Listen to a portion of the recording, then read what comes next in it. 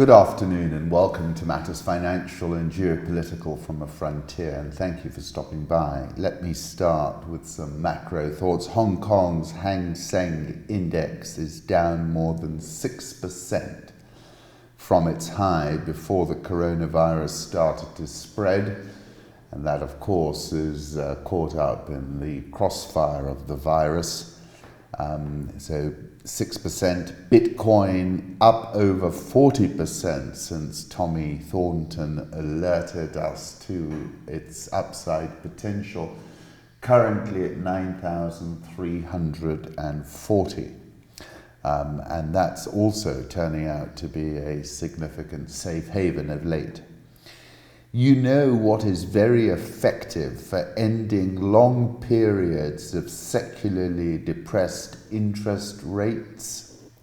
War, according to Dario Perkins. Home thoughts, full-colour sunrise in the Mara, photo by Hayat Amin via Kenya Pics. The Mara is a beautiful place to visit. We were there not so long ago and it really was a lovely experience. Sticking with the sunrise, this is at sunrise at Stonehenge on the winter solstice. And then I like this quote from Gonzo Weiss. It was obvious that he was a man who marched through life to the rhythms of some drum I would never hear. Political reflections. I will always stand with the state of Israel and the Jewish people. I strongly support their safety and security and their right to live within their historical homeland. It's time for peace, tweeted President Trump, and then tweeted this map.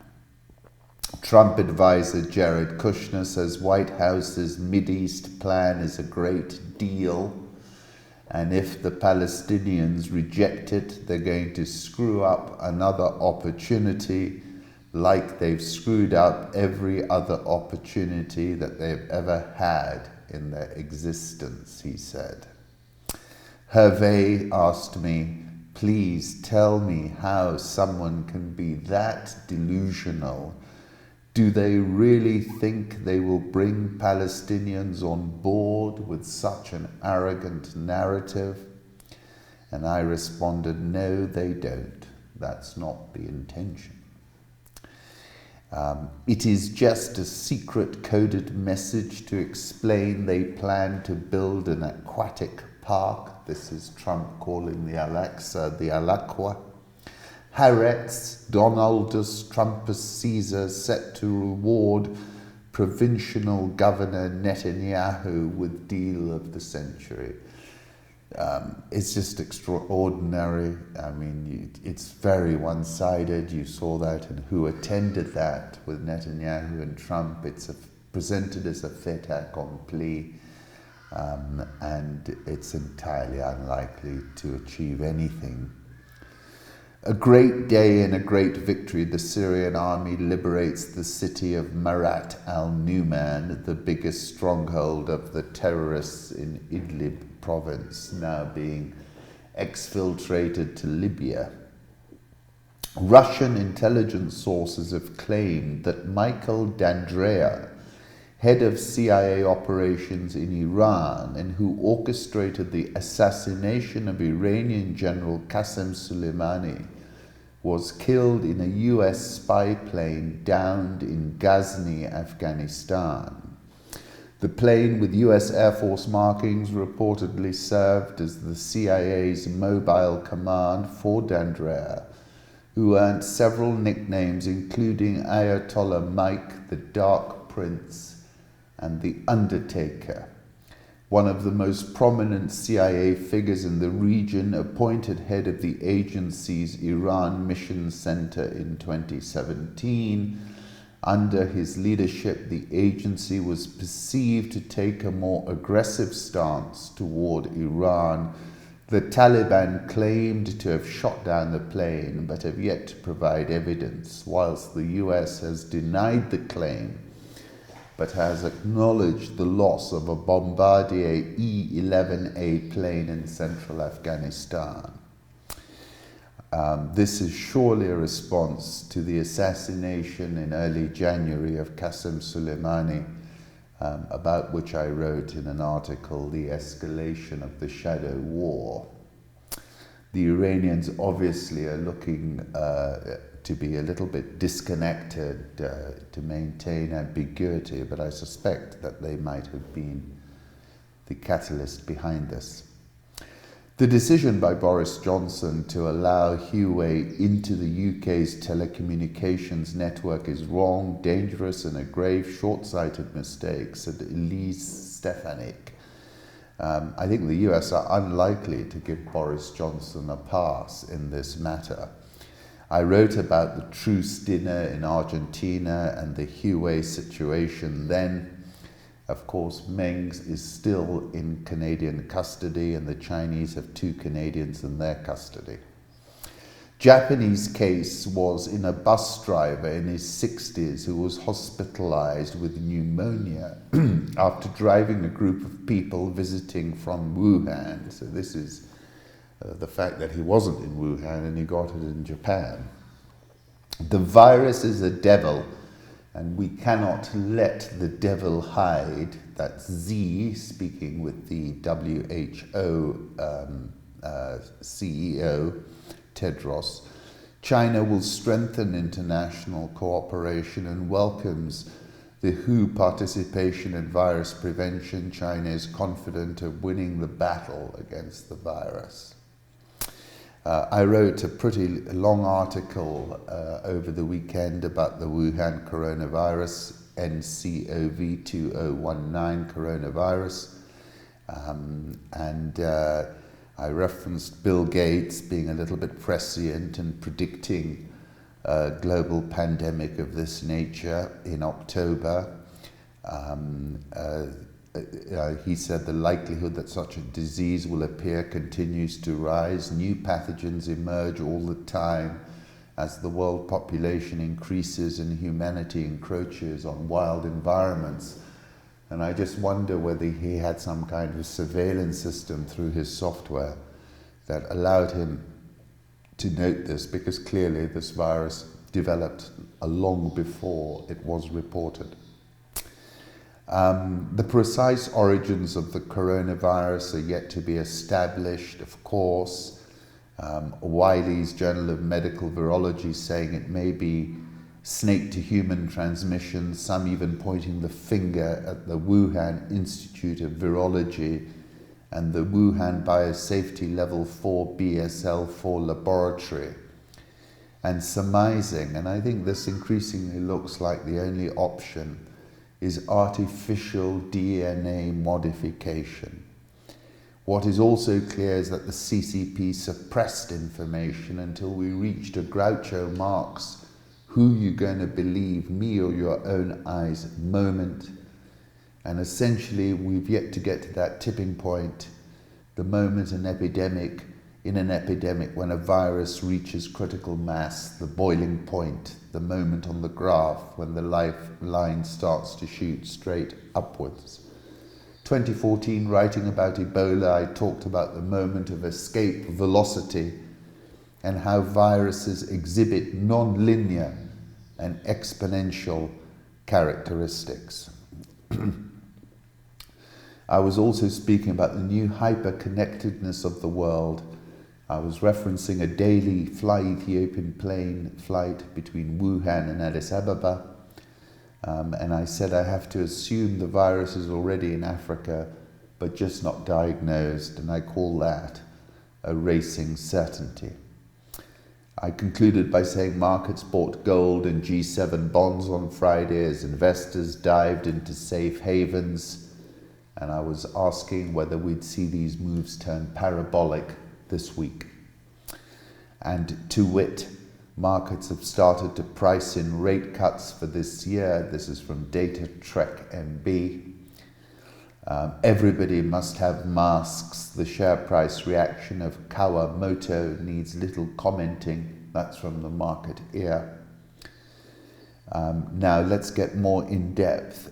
Dr. Eric Ding, who's in Twitter wars with various sorts, but has been a very useful resource, very strange. new mystery middle segment that has no coronavirus history, this genomic part comprises also half of the spike region, encoding a multifunctional protein responsible also for virus entry into host cells. Chinese bioengineers were the first to use CRISPR-Cas9, an RNA-guided targeted genome editing tool to fiddle with human DNA. The spread has continued and cases have been introduced in many countries around the world. The Virology Institute has been accused of being the source of the virus spreading. The bat has been being the source. The Virus Research Institute of the Chinese Academy of Sciences in Wuhan has also been suspected of being the source of virus spreading because of alleged security risks. The institute has not publicly responded to public questions and has only privately denied that it is related to the virus crisis. Dr. Eric Ding again, seafood market is not the source. RNA coronavirus mutates really fast. Has unusual middle segment, never seen before in any coronavirus. Mystery middle segment encodes protein responsible for entry into host cells. New Statesman, China's slow response to coronavirus has shown the weakness of its centralized model. China's a governing system where power is increasingly centralized at the top. Local officials are not incentivized to take decisive action when necessary.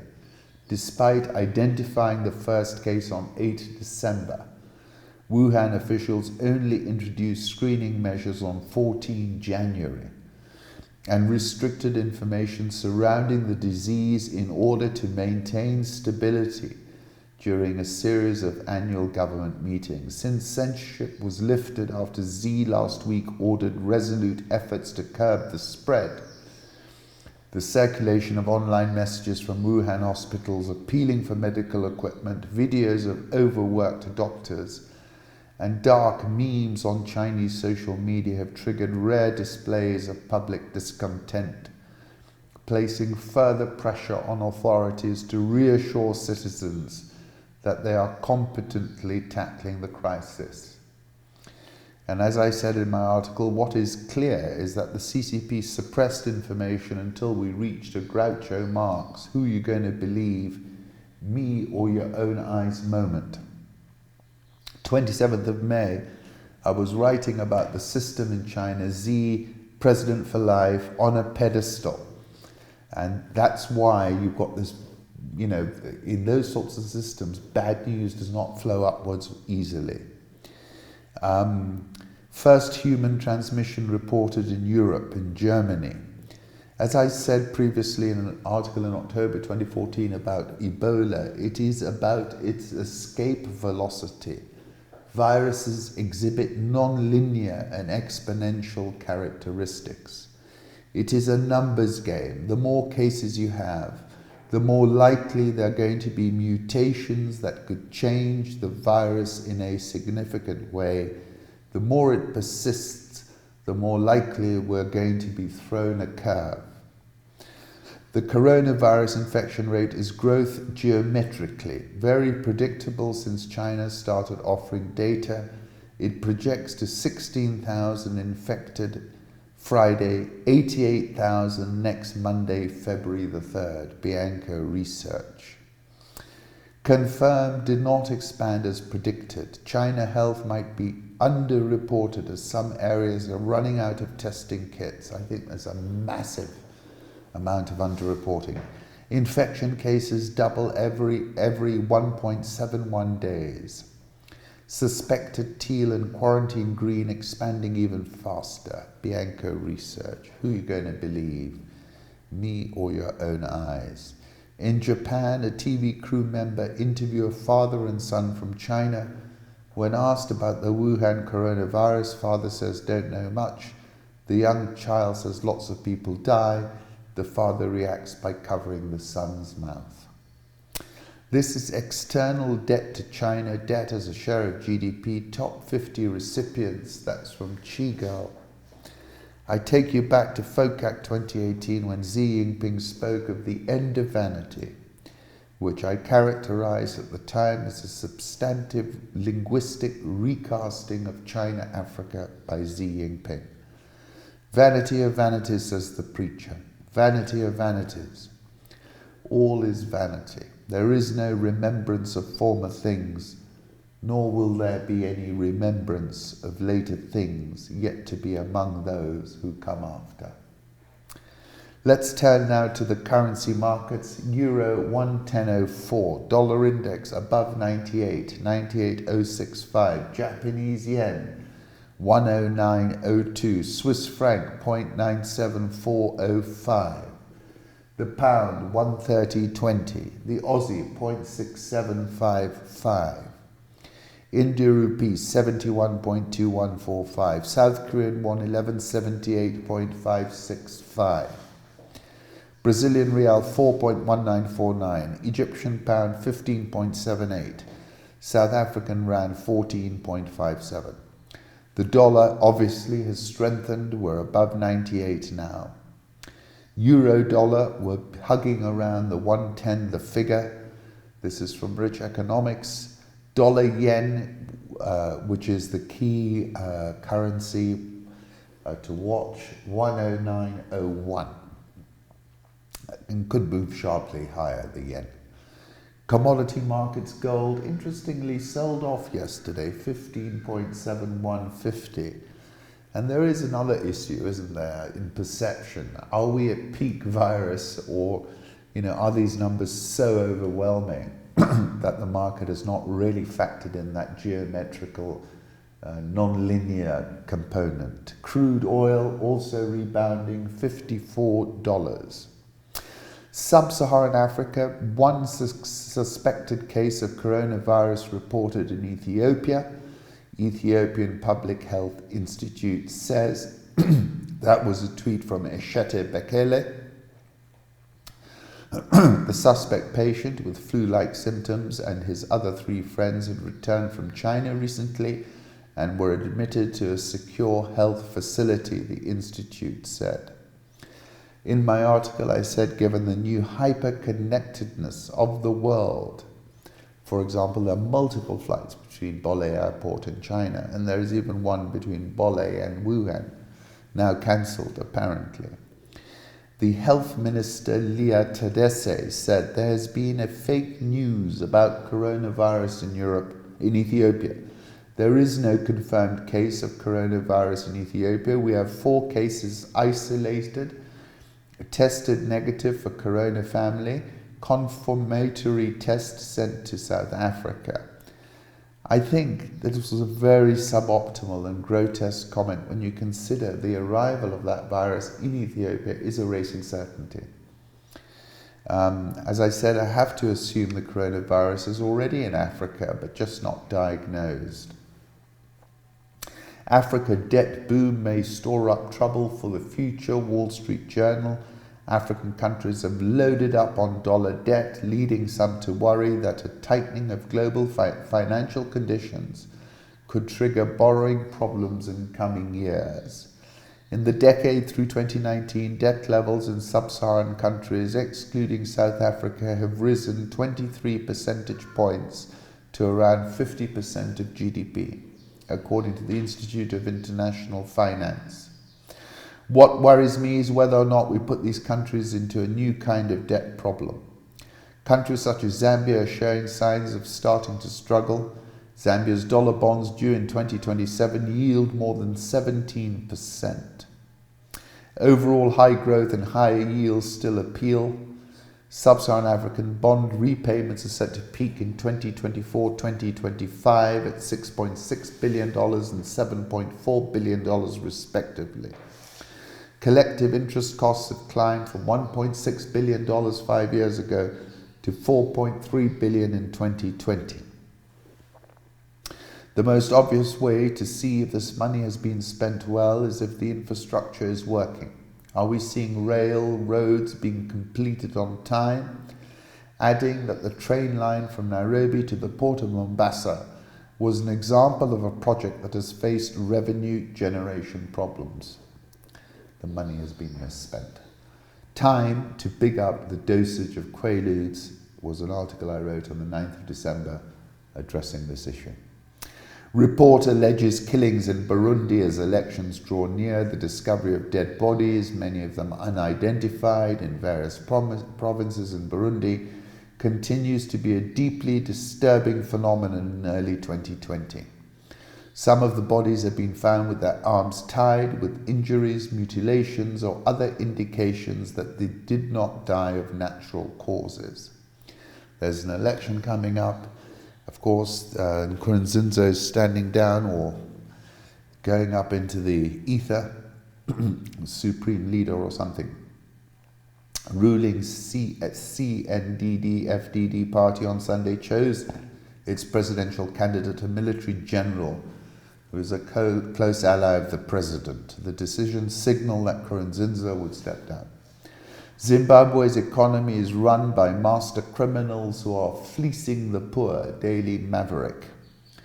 A recent ruling by the Zimbabwe Supreme Court declaring that up until February 2019, the dollar and Zimbabwe RTGS dollar were valued at 1-to-1 has provided another windfall for the rich.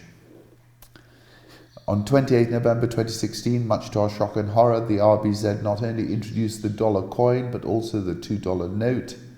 They explained these bond notes were backed by a $200 million loan facility, again from the infamous Afrexim Bank. Surprisingly enough, the IMF, through their press officer, professed ignorance over the existence of such a loan.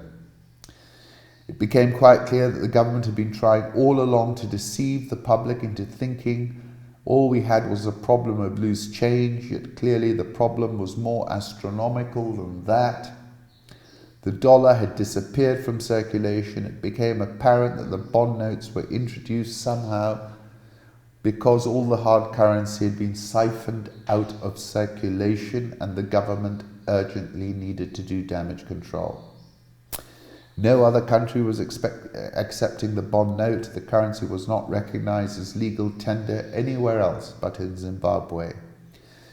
EcoCash, a mobile money company run by Strive Masiwa's EcoNet, allows one to transfer or receive money using their mobile phone and also allows one to make payments for almost all goods and services using their phones. EcoCash charges a commission on every transaction.